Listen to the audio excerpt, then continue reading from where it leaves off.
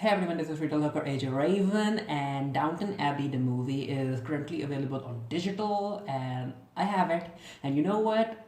I've already done an entire review for the movie for the Geekiary channel. You can find the video where I specifically focused more on Thomas's Barrow scene with Mr. Ellis. And I mean, as Downton Abbey fans, we all knew that everything was going to be fine with Mary, everything was going to be fine with Cora and the rest of the characters.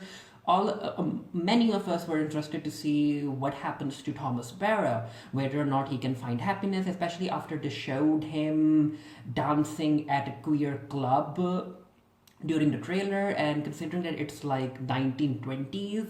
Yeah, when the movie came out, I was like, I want to see what happens to Thomas Barrow, and I wasn't disappointed. So again, I've talked a lot about it on in my review. You can go ahead and purchase a copy of the digital movie yourself, and I was like, you know what, let's react to the scenes, let's watch those scenes again. So let's do that. So this is where Thomas Barrow is showing Mr. Ellis to his room. How does it work? And they kind of hit it off like immediately, and you can see them kind of already flirting, I would say. Not now. So Mr. Miller's the one who actually dresses the king. But yeah. Ellis is ill. That's me. Is he often ill? Yeah, they're flirting. No.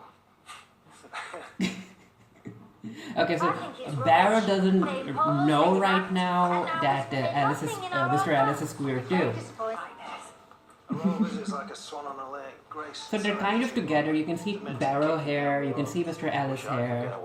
I've got tomorrow night off with Mr. Miller. Oh. I told my mum I'd look in. Are you coming to York with me? Yeah, he's asking him out on a date. I settled it then. I'll come find you when I'm released. We can borrow a car. So this is where she comes up with a plan to keep the king's staff away so that they can show their own skills and uphold the respect of Downton Abbey. See to the footman. Yeah, Barrow's like, I'll see to the footman, because he's already going out on a date with Mr. Ellis.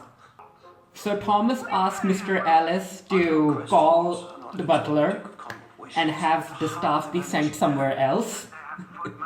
So you can see that Thomas and Mr. Ellis have already formed a very close friendship.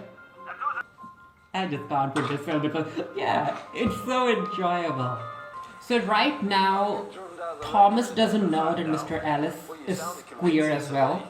So he's basically treating him as a friend. However, you can feel a lot of flirty vibes coming from Mr. Ellis. But if he did, well, then they don't cover the trick. Yeah. They couldn't trace it back to me. I shipped these two, but I ended up finding more information about the character, so I'm not really sure. I'll talk about it at the end of the video. We'll find a pub. So Mr. Ellis is like, I'll go meet my parents and you can wait for me at the pub. Why did I say pub? You can wait for me at the pub. So this is Barrow waiting for Ellis to come back from meeting his parents, and he's waiting for him at the pub.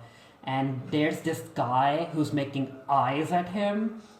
So yeah.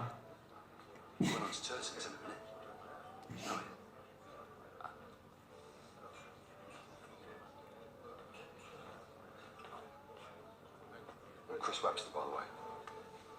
At this point of the film, when I was originally watching it, I kind of thought that maybe Mr. Ellis isn't queer, and this is the guy that Thomas might end up forming a relationship with, because we saw him dancing with Thomas in the trailer.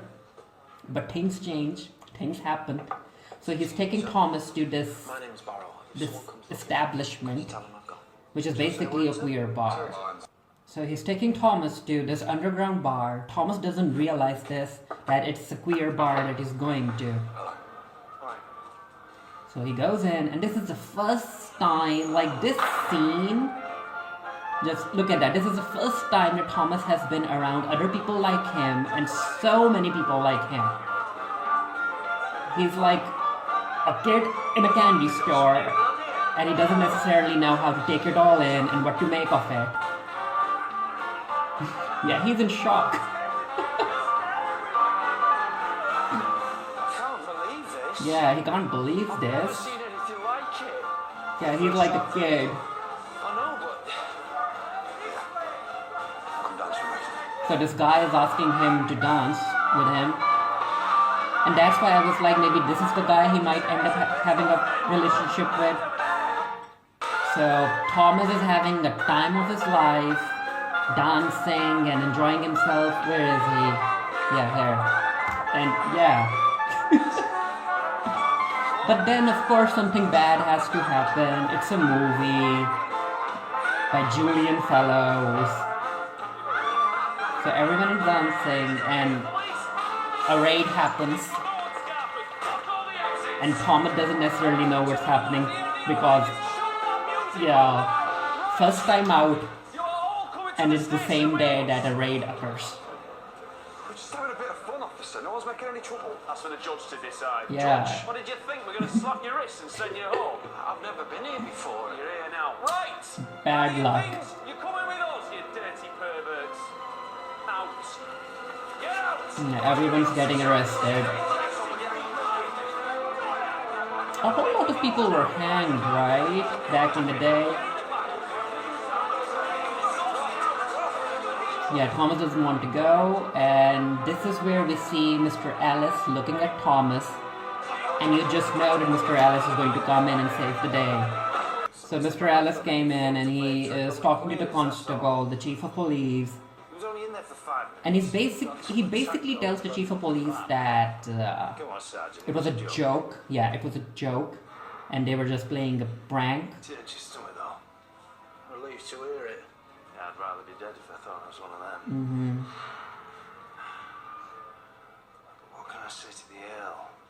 And now he's using his credentials. The Earl of Grantham. Earl of Mr. Barrow's Grantham. butler. Yeah. Of course, you want to see proof of my identity. And he's like, I work for the king, you need to listen to me. So this is how he's able to have Thomas Barrow come out of prison. And Barrow's disappointed and he feels ashamed because, again, he doesn't know that Alice is queer too. He's like, a straight guy just helped me with this, and I'm not really sure how to react. Was it you who got me out? Mm-hmm. No, the good fairy came down on a moonbeam. How did you know where I'd gone? The landlord told me. Waited outside, followed you here. Then I showed the sergeant my card and that seemed to settle things. Now this scene, y'all, this scene when it happened, when I watched it for the first time.